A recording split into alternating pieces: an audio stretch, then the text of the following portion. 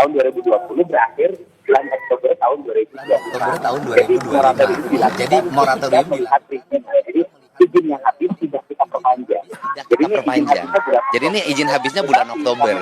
Tetapi karena ini peristiwanya terjadi saat ini dan Dinas SDM Provinsi sudah beberapa kali memberikan surat peringatan tentang bahaya pengelolaan tambang ini. Tetapi kan kalau langsung menghentikan kan kita tidak bisa. Nah untuk itu maka tadi malam kami sudah mengeluarkan sanksi administratif dalam bentuk penghentian izin, pencabutan izin dari tambang ini. Ini kan dikelola oleh Koperasi Pondok Pesantren. Koperasi Pondok Pesantrennya bernama Al-Azhariyah.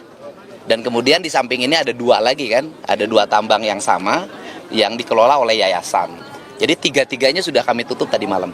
Pak, ini tapi kan informasi dari warga ternyata nggak cuma terjadi sekali kecelakaannya, tapi beberapa sebelumnya sudah pernah terjadi. Iya, masih bisa dapat izin, Pak? Izinnya kan tahun 2020, saya belum jadi gubernur, Mbak.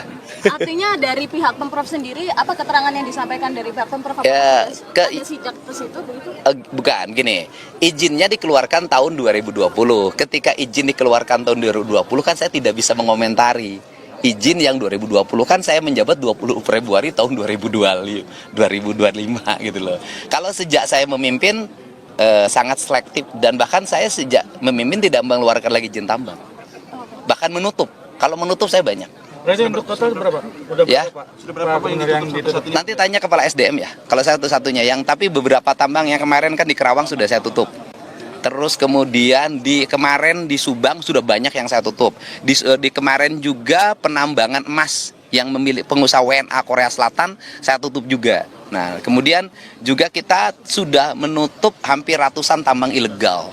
Dan akan kita konsisten terus kita laksanakan penutupan di berbagai tempat dan Pak Kapoldanya relatif tegas. Seminggu yang lalu kita tutup tambang yang ada di Tasik. Dan mungkin dalam waktu dekat kita lagi memproses pidana penambangan di Tasik. Jadi sudah banyak langkah yang kita lakukan dan peristiwa ini peringatannya menurut keterangan Kepala SDM-nya juga baru kan, sudah berapa kali diingatkan oleh Pemprov Jabar.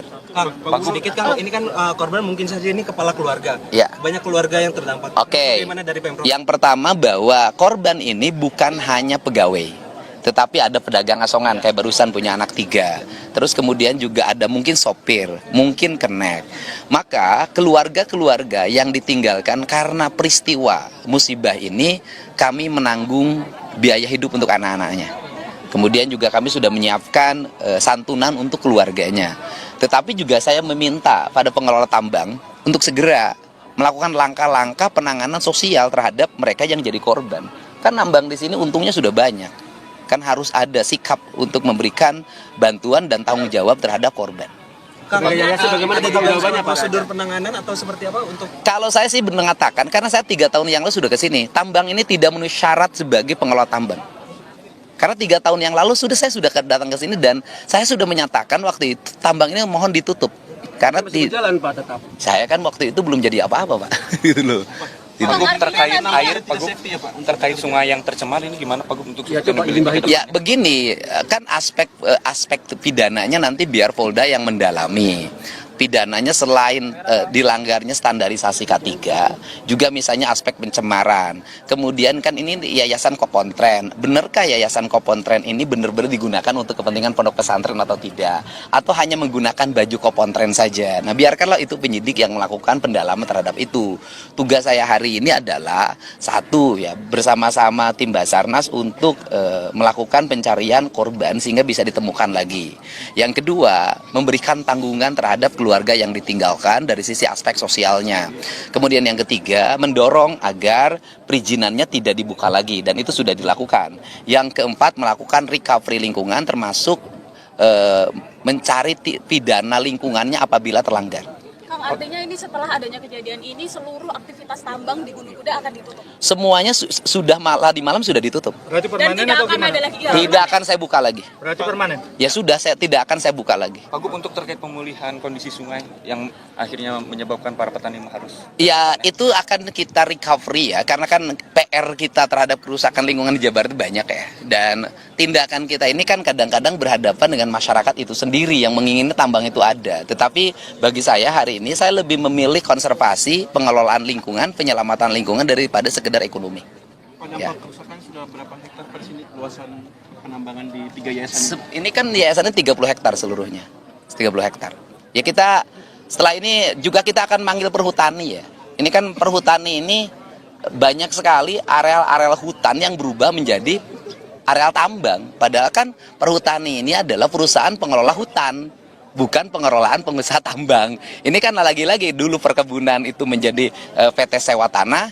Nah sekarang perhutani menjadi PT sewa lahan untuk pertambangan. Nah ini perusahaan yang BUMN yang aneh-aneh ini segera memperbaiki diri. Ini dosa ini. Pak, sebelumnya ini lahan perhutani Pak? Ini perhutani Pak. Saya mau panggil perhutaninya dan paling utama tata ruang. Saya minta Pemda Kabupaten Cirebon untuk segera melakukan perubahan tata ruang. Dikembalikan kembali tata ruang ini menjadi kawasan hijau, bukan kawasan pertambangan. Kang, akan mulai hari ini fokus dengan alam dan lingkungan. Iya. Apakah nantinya juga tidak hanya tempat ini yang akan ditindak, tapi juga tempat-tempat lain? Saya kan sudah sampaikan, sudah berapa ratus di Jawa Barat tambangnya yang saya tutup. Dan saya akan konsisten pada sikap itu, termasuk kebijakan saya misalnya, kebijakan pembangunan berbasis bambu. Itu kan sesungguhnya saya lagi mengamankan Jawa Barat dari eksploitasi sumber daya alam. Pak Gub pada tahun 2001 kan Pak Gub pernah mengungkapkan ini cocok untuk jadikan lokasi wisata Pak karena dianggap indah. Iya waktu itu kan karena kan waktu izinnya kan sampai 2025. Dari sisi aspek kewenangan kan saya tidak boleh mutus izin di tengah. Kalau sekarang kan ada musibah, ya izinnya langsung dicabut. Apakah ada rencana untuk pembangunan wisata ke depan? Ya gimana mau jadi wisata? Tempatnya masih harus di recovery. Ini harus recovery total dulu sehingga aman untuk lingkungan. Kalau sudah aman untuk lingkungan baru kita kembangkan wisata. Ya. Oke, siap. Makasih Pak Gubernur.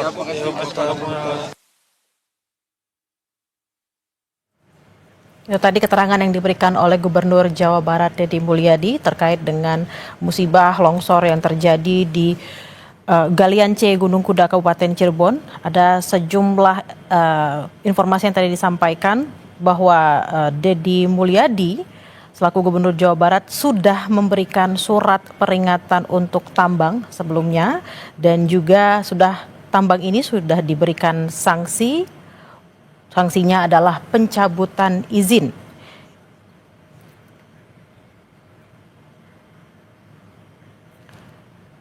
Pencabutan izin sudah dilakukan oleh Gubernur Jawa Barat Deddy Mulyadi dan tadi Gubernur Jawa Barat sempat mengatakan bahwa kira-kira 3 tahun lalu ketika dia belum menjabat sebagai gubernur sudah pernah mengunjungi tambang ini, sudah dilihat secara langsung dan memang dianggap kurang layak saat itu. Namun karena saat itu Deddy Mulyadi belum memiliki kewenangan sebagai gubernur maka hanya bisa memberikan informasi tersebut.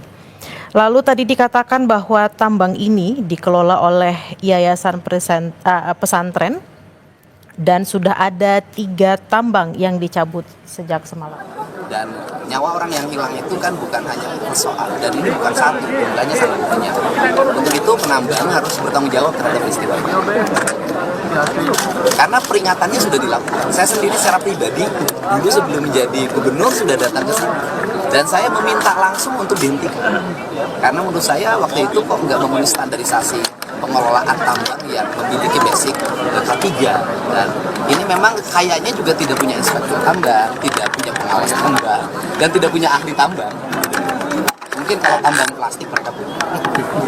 Pak, ini izin masih bisa dibuat sampai Oktober. Namun katanya sampai Ya kalau gini aja kan sudah menimbulkan problem. Ya kalau sedang problem ya cabut. Resiko yang saya cabut mereka gugatan PT UN. Ya nggak apa-apa itu resiko. Pak, biar kejadian ini tidak terulang lagi Pak, ini apa perlu? Pokoknya begini saja deh, sejak saya memimpin, kan saya sudah mengeluarkan surat edaran, larangan alih fungsi lahan, pertama kan. Kemudian yang kedua, meminta kepada SDM dan Dinas Lingkungan Hidup melakukan moratorium terhadap izin pertambangan. Yang ketiga, kita sudah menutup ratusan tambang ilegal, dan Polda Jabar sudah memproses pidana beberapa tambang ilegal. Dan yang berikutnya adalah moratorium tidak ada lagi perpanjangan izin pertambangan di Jawa Barat. Cukup kan? Cukup. Ada yang lebih tegas dari ini tanya? Oke.